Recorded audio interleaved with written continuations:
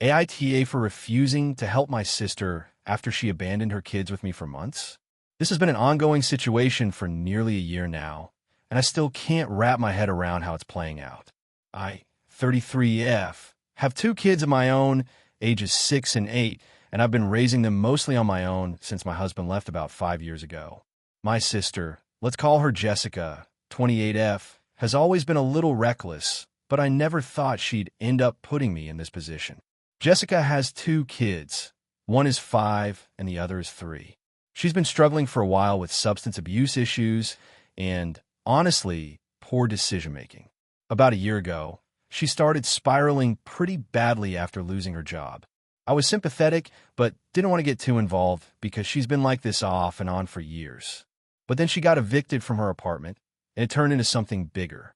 One night she showed up at my door, completely out of it, and asked if I could watch her kids for a bit because she was going to a rehab facility. I agreed, thinking it would be temporary.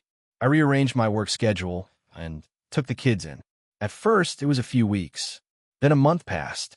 Then 2. I was basically parenting 4 kids alone, on top of working full-time and managing my own household. I tried to be patient, even when Jessica was inconsistent with her communication. She'd call maybe once every few weeks to check in, usually sounding really broken and apologetic, but never able to explain when she was coming back. I kept telling myself this was for the kids' sake. They were with me, safe and fed, and I was trying to keep some stability for them. After 6 months, I reached out to social services to find out what options were available. I want to make sure the kids were being cared for properly and that I wasn't setting myself up for trouble. Turns out, Jessica's situation was flagged multiple times, and the state had been trying to get in touch with her about her parental responsibilities. I ended up becoming a sort of informal guardian without any legal paperwork, which has been stressful because I don't have formal custody and can't make certain decisions on behalf of the kids. Throughout all this, Jessica continued to disappear for stretches of weeks or months, sometimes turning up at odd hours asking to see her kids, sometimes sending messages that didn't make sense. I tried to set boundaries, asking her to be more reliable if she wanted to see her children, but she didn't listen. It got to the point where her showing up would cause chaos. She'd be agitated or under the influence, and it was upsetting for the kids. Fast forward to now, Jessica recently called me out of the blue demanding I return her kids immediately because she's clean now and wants them back. The problem is, I don't believe she's stable enough. And honestly, the kids don't know her well anymore. They're attached to me and my family, and I worry what would happen if she took them back without any structure or support. I told her no, that I wanted to see proof of her sobriety and stability, and that she needed to go through proper channels to regain custody. She flipped, accusing me of kidnapping her kids and being selfish. She's been posting on social media about how I'm keeping her away from her children, and some of her friends have started messaging me to do the right thing. I'm exhausted and overwhelmed. I love my sister, but I don't trust her to care for her kids right now. I also feel like I'm stuck in this impossible situation, legally and emotionally. I'm not a perfect parent, but I've tried my best to give those kids a safe environment. I can't just hand them over to someone who has repeatedly abandoned them. My parents say I'm doing the right thing, but my extended family is divided. Some say Jessica deserves a second chance and that I should give her the benefit of the doubt. Others think I'm enabling her by not cutting ties and demanding she clean up properly. So, Reddit, AITA for refusing to return my sister's kids to her until she can prove she's ready? Or am I being selfish by holding on to them? I just want what's best for the kids, but it feels like no matter what I do, I'm going to be the villain here. If you enjoyed the video, don't forget to leave a like and subscribe to the channel. It helps the content grow and motivates me to create even more great videos. Turn on notifications so you don't miss any new uploads. By the way, I'm curious, when do you usually watch my videos? While working, studying, or just relaxing at home? Let me know in the comments. I'd love to hear from you. Thank you for your support. AITA for refusing to let my sister's boyfriend stay in my house after he broke my mom's antique vase. So this happened a few weeks ago, and honestly, I'm still shaking my head over the whole thing. For context, I, 28F, live in a medium-sized city and own a modest but cozy apartment that I've worked hard to furnish over the past few years. It's not fancy, but it's mine and I'm proud of it. My mom has always been sentimental about certain things. She's the type who keeps a lot of family heirlooms and antiques that have been passed down through generations. One of those is a delicate porcelain vase that belonged to my great-grandmother. It's been in the family for almost a century and means a lot to her. She's had it on a shelf in her living room for decades and treats it like a prized possession. My sister, 26F, recently started dating a guy named Jason, 30M. They've been together for about 6 months, and while I hadn't met him much until recently, I tried to be polite. I don't know Jason well, but I've always gotten a weird vibe from him. He can be kind of pushy and, to be honest, a bit disrespectful toward my family. My sister seemed happy, though, so I kept my opinions to myself. The situation that blew up happened during a weekend visit. My mom was out of town for a few days, so I invited my sister and Jason over to my place for a casual get-together. I figured it'd be nice to hang out since we rarely see each other.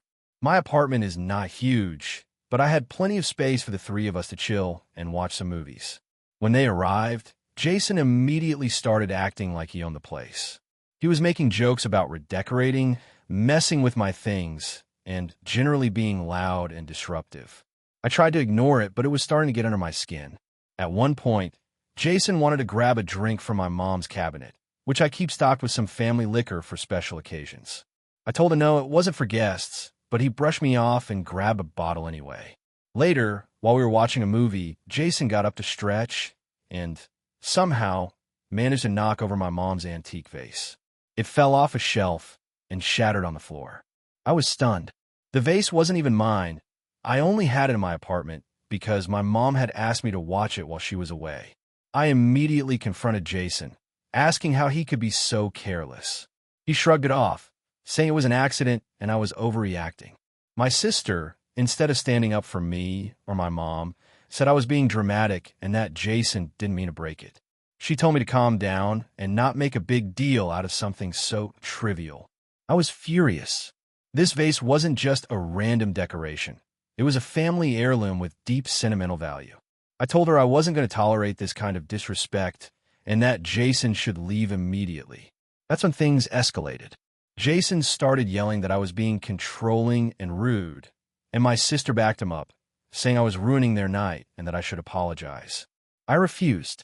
I told them both that if they didn't leave, I would call a rideshare to take them home. They eventually left, but the damage was done. My sister stopped talking to me for a week and sent some pretty nasty texts about me being cold and ungrateful for trying to keep the peace. My mom came back and was heartbroken to hear what happened to the vase. She thanked me for standing up for her things, but also seemed upset that the family was fighting. I've tried reaching out to my sister since, but she's still giving me the silent treatment. Jason hasn't apologized either. So, Reddit, AITA for refusing to let my sister's boyfriend stay in my house after he broke my mom's antique vase? Was I wrong to kick them out and stand my ground? Or should I have just let it go to keep the peace? AITA for refusing to apologize to my sister after exposing her miracle wedding for what it really was?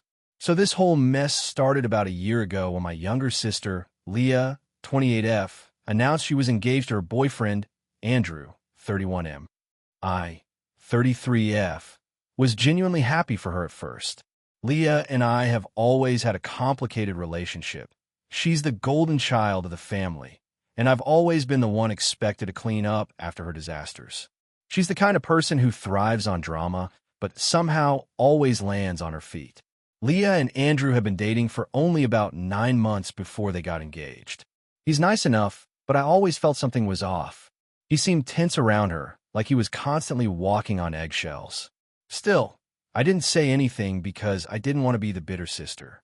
A few months later, Leah called me crying hysterically, saying Andrew had broken off the engagement.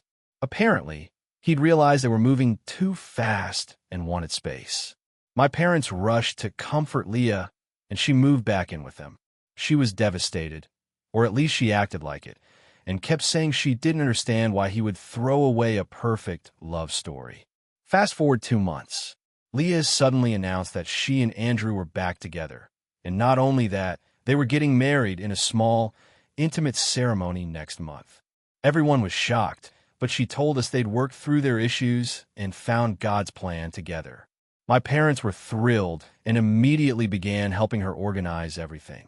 The wedding was extravagant, small, apparently meant 150 people.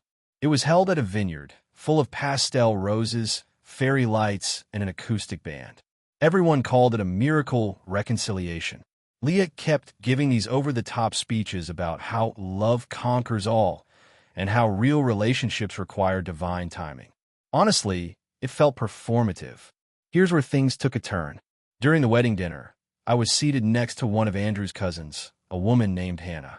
We got to chatting, and she mentioned she was glad Leah was finally being honest. I asked what she meant, and Hannah told me Andrew had been planning to move out of state to start a new job before Leah announced she was pregnant. Pregnant. My jaw dropped because Leah hadn't mentioned anything about that to anyone. According to Hannah, when Leah told Andrew she was pregnant, he decided to do the right thing and marry her, even though they were still figuring things out. Hannah even showed me a text from Andrew where he said he felt trapped but was going through with it anyway.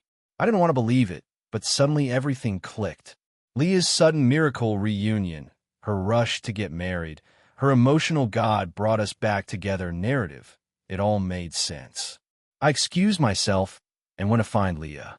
I asked her privately if she was pregnant. She looked panicked for a split second before saying, "It's not the right time to talk about that." I said, "So you are?" She told me to shut up and not make a scene. That's when I realized she wasn't planning on telling anyone until after the wedding, so people would think it was a honeymoon baby. I told her that was messed up, lying to everyone, manipulating the situation, and emotionally blackmailing Andrew into marrying her. She snapped, saying I had no idea what it was like to be her, that people always took things away from her, and she finally got something she wanted. I told her that trapping someone into marriage isn't getting what you want, it's deceit. Apparently, someone overheard us arguing, because the next thing I knew, word had spread among the guests. People started whispering, and Andrew's face went white when someone congratulated him on the baby. The entire reception basically imploded. Andrew asked Leah in front of everyone if she was really pregnant. She started crying and admitted it. Andrew left, like literally got in his car and drove off. The next day, Leah called me screaming, saying I'd ruined her life. My parents were furious with me too, saying I could have waited and handled it privately. They said I'd embarrassed the entire family and humiliated Leah on what was supposed to be her happiest day. I told them I didn't make her lie to her fiancé or manipulate people. I just refused to be complicit. Since then, Leah has been completely no contact with me. My parents have been passive-aggressively texting things like family means forgiveness and you always take things too far. Meanwhile, Andrew officially annulled the marriage after learning she had actually faked part of the pregnancy. Apparently, she told him she had an early miscarriage a week before the wedding, when he asked for proof of doctor visits. She's been posting vague quotes online about betrayal by blood and jealous sisters. I do feel guilty for how it all went down, but I honestly didn't mean for it to become a public spectacle. I just couldn't stand there watching her spin this perfect fairy tale, knowing it was built on lies. Still, I can't deny that maybe I could have waited until after the wedding. Some of my friends think I did the right thing by refusing to let her manipulate everyone, but others said I should have stayed out of it. One even said, "You could have just let her crash and burn later instead of lighting the match yourself." Now, months later, Leah still hasn't spoken to me. My parents say she's finally starting to heal, but that she'll never forgive me for publicly humiliating her. I honestly don't know what to think anymore. I didn't want to destroy her wedding. I just wanted her to tell the truth. So, AITA for refusing to apologize to my sister for exposing the truth about her wedding.